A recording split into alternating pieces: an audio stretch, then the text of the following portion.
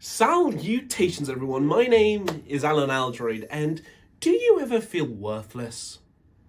Do you ever feel like one day you'll be unloved? Do you ever feel pathetic? Do you ever feel meaningless in this grand universe we inhabit? That one day you'll be replaced by a newer model, a better model. Everyone you know and love will run after this new thrill and leave you behind. Forgotten, in the gutter, unwanted by the world. Do you ever feel like a PlayStation 5 digital-only console? Game consoles, they're great. But do you know what isn't so great? How much they cost. Oh golly gee, £450 on a PS5 at launch? That's a lot of money.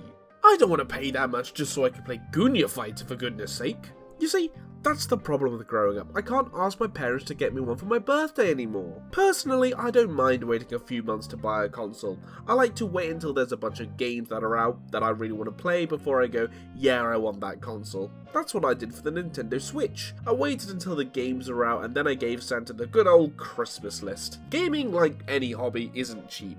Games can range between £40 to £70 brand new. Even buying older games can set you back a lot, and don't even get me started on re-releases again, you sons of bitch. Last time I ranted about that, I disappeared for 18 months and I really don't want to do that again. And the consoles, oh man, don't even get me started.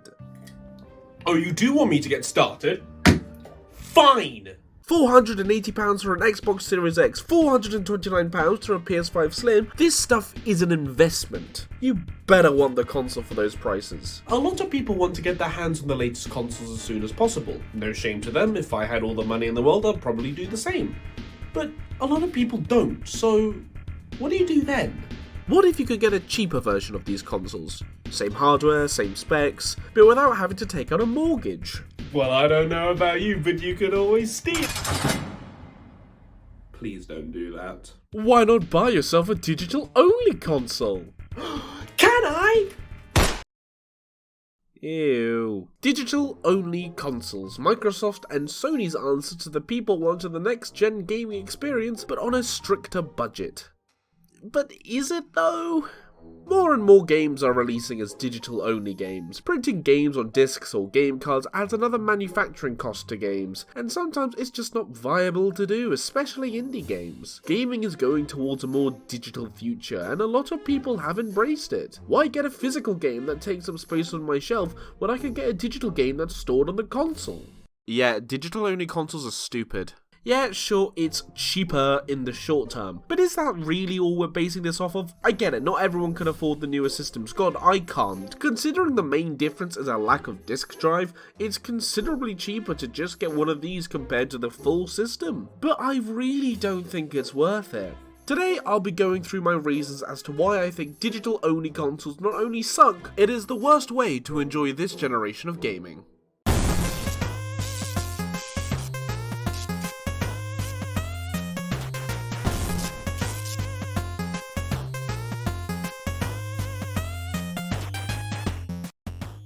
Did you know video games cost money? Games are expensive, and anyone saying games never used to be this expensive needs to wipe away the nostalgia. Star Fox for $60? Ocarina of Time was $59.95? Oh golly gosh, 4 cents off, what a steal! And because of this, I like to make sure the game I'm buying is something I absolutely want, in fear of buying something that sucks. I bought Paper Mario Color Splash at full price when it came out, and I've never been the same since. Like the majority of the population, I like to be sure the game I'm buying will be something I enjoy playing. £50 for Link's Awakening is a lot to drop on the game that I've spent around 12 hours in compared to Breath of the Wild, where I got 60 plus hours of gameplay for £60.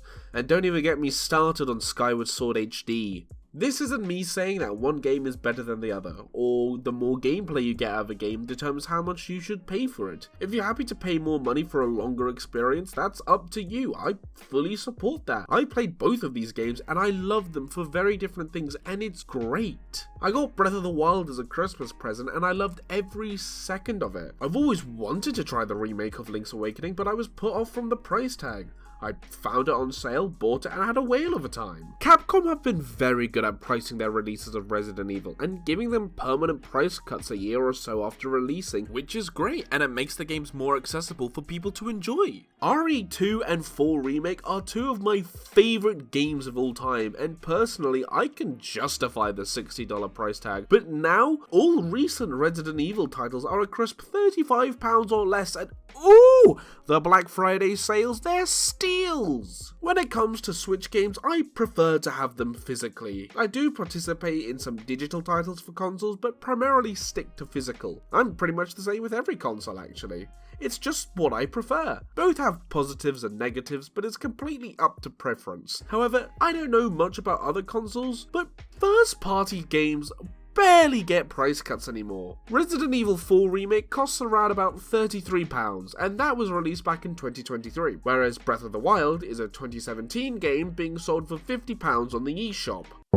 And, last Black Friday, Tears of the Kingdom was on sale, but Nintendo didn't think to apply the discount to Breath of the Wild as well. What? How does that work? Spider-Man Remastered retails for around about £50 on the PlayStation Store, so you would assume that you would get the original game for less. Nope, that's also £50. The remastered version comes with the full game, plus all DLC, running on a next-gen console with additional suits, yet the OG version is still being sold for the same price, no DLC included. That'll be an extra £15, please. Now you may be asking yourself, how is this mini price ramble going to culminate into an argument against digital-only consoles? Why ask yourself? I'm right here. In my experience, it's hard to find a good deal on a game I want when buying it digitally. I mean, I got a pretty good deal for Mario & Rabbids Kingdom Battle during a Christmas sale, but as I said before, when it comes to the big hitters like Spider-Man, Breath of the Wild, Final Fantasy VII Rebirth, etc., they never seem to get a price drop. Maybe a $10 price drop some years or so later, but compared to cross-platform games, you are essentially locked into these prices, which makes the idea of a digital-only console being a budget-friendly system ludicrous. One of the main reasons I like buying my games physically is the fact I have a lot of choice on where I buy my game, whereas when buying digitally, you're essentially locked into the price point assigned by the overlords who built the game console. Which is fine, if you can afford these games and want to buy them, go ahead, but not everybody can. That's why sales exist. If it's a game you know you want, you will be able to justify spending your hard-earned cash on it, no matter how badly the rational voices are screaming at you to instead put food on the table. Sure, you're saving £100 or so when first buying the console, but fast forward to a point where you actually want to get some games for it, they are more likely to cost more on the digital store compared to the many different places where you can buy the game physically. While we're on the subject, let's check out some more exclusives or new releases to see if they're cheaper physically compared to digitally.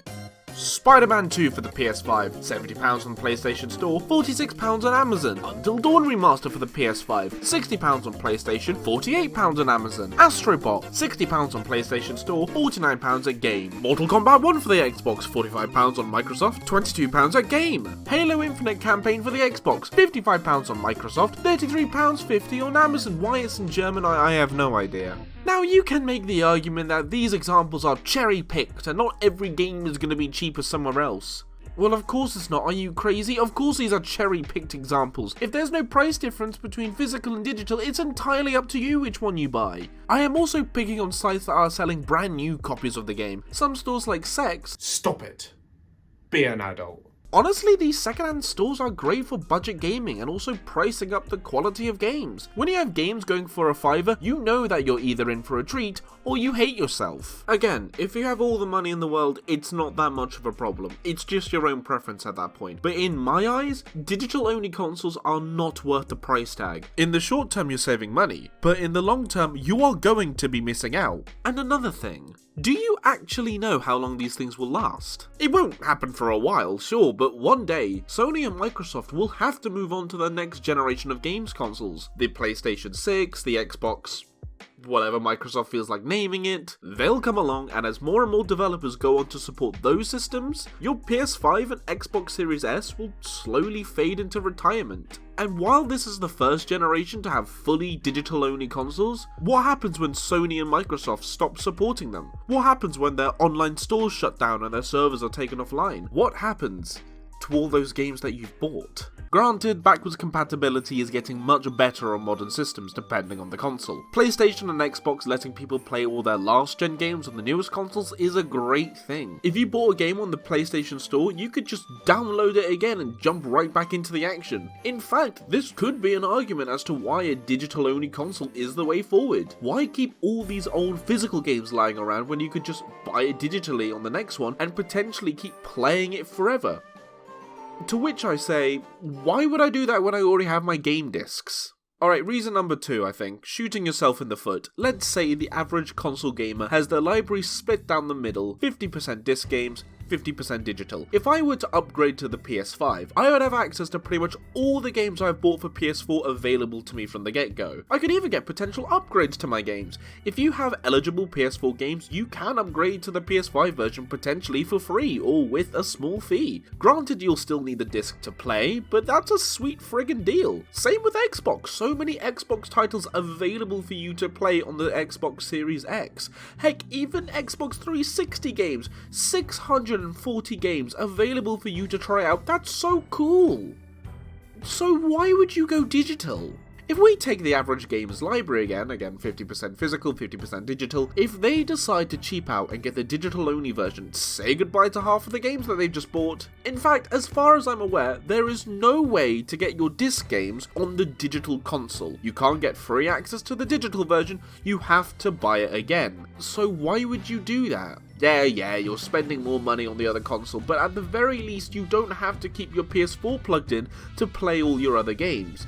If you buy all your games digitally, first of all, why? This shouldn't be a problem. But looking online at discussions into if people should cheap out and get the digital ones, a lot of people I've seen tell others to stick to the option to buy physical games. Take it from a Nintendo fan, it is not fun losing out on a previous console's games just to have it sold back to you for $60. In fact, the decision is much easier for Xbox. The PS5 consoles play exactly the same. Same specs, same power, just one doesn't have a disc drive. The Series S, on the other hand, not only are you stuck with digital games, but say goodbye to any of that next-gen upgrades. The Series S is far less powerful compared to the Series X, and the base model is only 512GB compared to the Series X's 1TB. Why does the digital-only console have less storage space?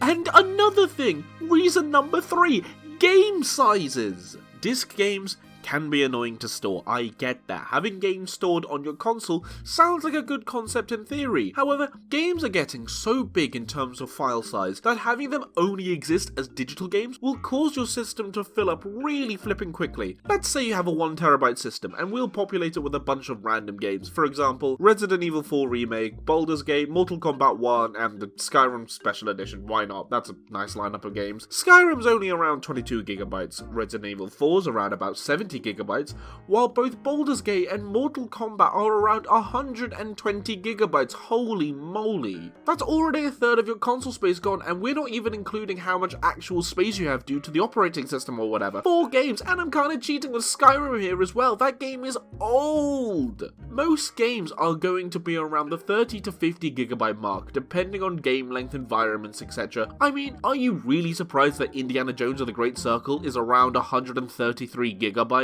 Have you seen how that game looks? If you're trying to play the latest AAA releases, you are bound to fill up your console fast. Now, is this the end of the world? No. Since you have these games digitally, you can always just download and delete the games whenever you need to free up some space. These companies aren't animals. Most of the time. However, which is more convenient, this or this? But again, we go back to the problem of what happens when these games become delisted. Are we just not allowed to install them anymore? Play them? Or are they just gone forever? Minecraft Story Mode, Back to the Future, PT for example. Games are just unavailable to buy digitally. And secondly, what happens when the game stores shut down? Will you be forced to upgrade just to play your games again? Or are you just stuck with whatever you had downloaded at the time? Man, I really want to replay Red Dead Redemption 2, but I can't. I'm stuck with Goonia Fighter again. But will they shut down? While doing research for this, I was shocked to find that the PlayStation 3 store is still working. I mean, barely working, but it's still up. And the Xbox 360 stores shut down on July 29th, 2024. That recently, for a console that's been out since 2005. So all I have to ask is, what the hell is Nintendo's problem? So, while improbable, it's still possible for these game stores to never shut down, which is great because if they did, these hunks of plastic will become useless. The truth is, at some point, these systems will become obsolete in time, like any system. Only time will tell what will happen to them over the years. As of now, we can only speculate, but with more systems being very open with backwards compatibility, I'm far more hopeful for the future than I once was. I think I made it pretty clear that I am not a fan of these digital consoles. I think that they are a waste of time. You save more now and you spend more later. And as someone who prefers physical games to compare to digital ones, I don't see the appeal. However, unfortunately, I have been a bit of a hypocrite. And I need to confess something. This is my PC, nifty little guy. I can do all sorts on this. PC gaming is where I currently feel most at home. My Steam library is packed with so many odds and sods that I've picked up over the years, even picking up some older titles that have yet to be re-released in years, which is, in my opinion, criminal. I pretty much use this thing all the time. It can do anything and everything I want or need it to do and more. But can you see the problem? Or rather, not see? My name is Allan Aldroid, and I have a confession to make. I only play digital games on my computer.